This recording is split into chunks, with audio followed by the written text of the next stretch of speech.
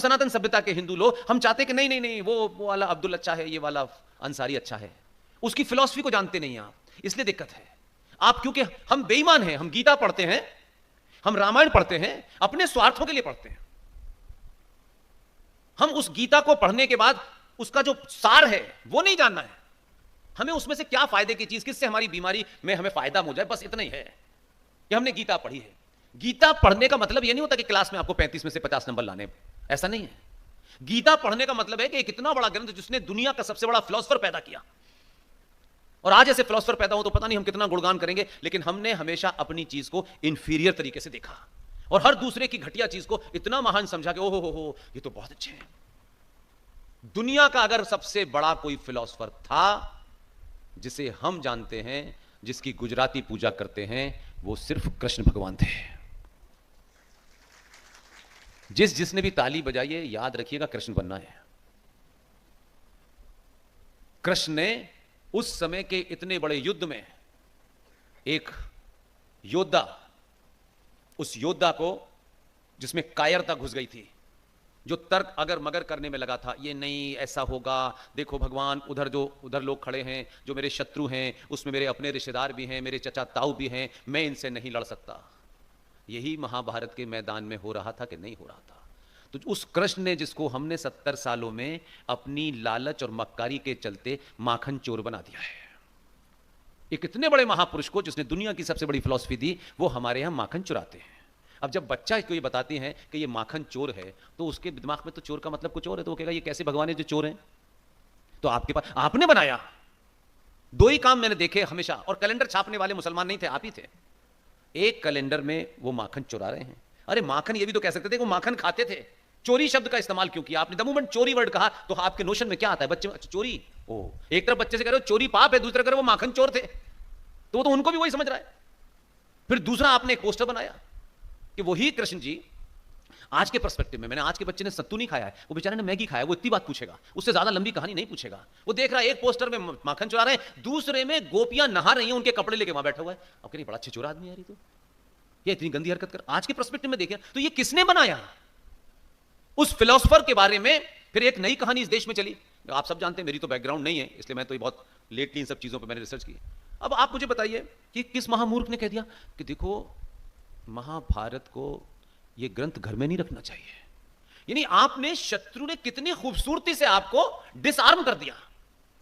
जितने भी आपके इक्विपमेंट थे, जितने भी आपके शस्त्र थे, लिटरल शस्त्र नहीं, यहां जो शस्त्र थे, वो कैसे डिसआर्म किया उसने, कितनी आसानी से कहा महाभारत नहीं रखना चाहिए घर में, क्योंकि घर में महाभारत हो जाती है, और जहां महाभारत नहीं रखी थी वहां तो बड़ा प्यार है, वहां तो मरे जा रहे हैं एक दूसरे के लिए। कैसे कैसे फ्रॉड बनाया आपने। तो कृष्ण को सही पर्सपेक्टिव में दिखाइए, बताइए कि कृष्ण वो आदमी थे कि जब अर्जुन अधर्मियों से लड़ रहा था, तब उसने कहा कि हे अर्जुन, जो उधर हैं वो अधर्म के साथ हैं और तू धर्म की लड़ाई लड़ रहा है। अगर अधर्म के साथ तेरे अपने भी हैं तो तेरा कर्तव्य और तेरा धर्म यह है कि बाण उठा,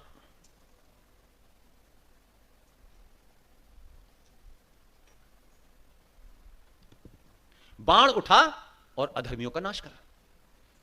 उस फिलोसफर को हमने कहां ले जाके मारा? यहां तो कृष्ण की पूजा होती है। अब आप सबने नहीं की, दो ने कर ली, चले गए। अब उनकी समझ में नहीं आ रहा ये कहां से आए हैं।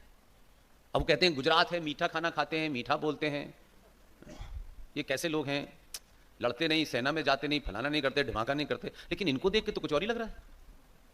तो राय बदल गई ना आपकी।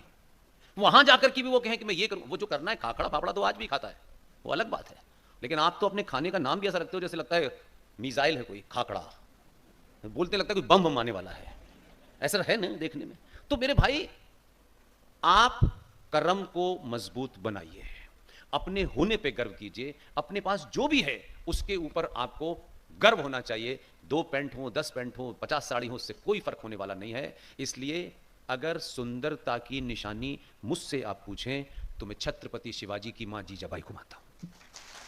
अगर जीजाबाई न होती तो छत्रपति शिवाजी नहीं होते। और तीसरा, ये कहां से आपको बीमारी पता चली, हम दो हमारे दो, ये कहां से पता चली? इस धरती पे आपके सामने जिंदा मिसाल रखता हूं। मैं किसी से ये नहीं कह रहा कि आप इस नियम को माने या नहीं माने, लेकिन ये जो आज हमने तरक्की की है, 50-100 साल पहले तो नहीं थी तरक्की। सुभाष चंद्र बोस 14 भाई बहन थे, 14 गिन लीजिए। लेकिन एक बात बता दूं आपको, उनका 9वां नंबर था। पूरी दुनिया 13 को नहीं जानती, एक ही को जानती है, सुभाष चंद्र बोस को। अंबेडकर की भी यही स्थिति थी, रविन्द्रनाथ टैगोर की भी यही स्थिति थी। इसलिए यह कहना कि भाई हमको ये नहीं करना, वो नहीं करना, ये आपकी चॉइस है। लेकिन ये बीमारी कि परिवार अच्छे से चलेगा इसलिए 2 होने चाहिए, और दीवार पे एक सरकार ने लिख दिया हम 2 हमारे 2।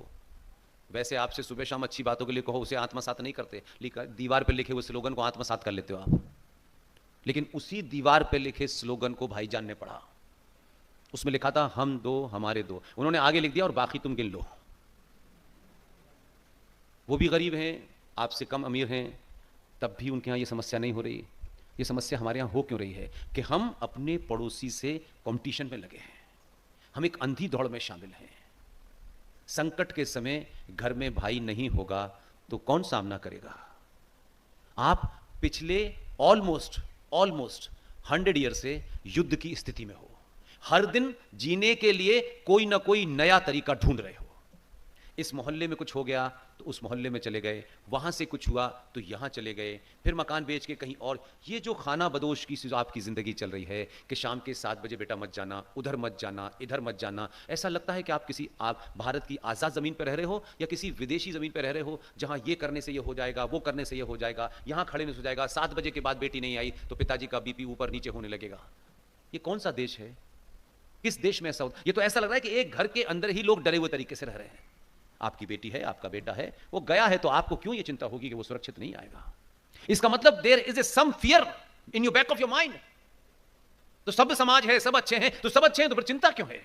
लेकिन सब अच्छे नहीं है, लेकिन हम ये मानने को तैयार नहीं है कि भाई अच्छे नहीं है, हम पागलों के साथ रह रहे हैं, और पागल कुत्ता कभी भी काट सकता है। तो अगर आपको पता चल जाता है कि आपके घर के बाहर एक पागल कुत्ता है, वो अक्सर लोगों को काट लेता है, तो आप क्या करते हो?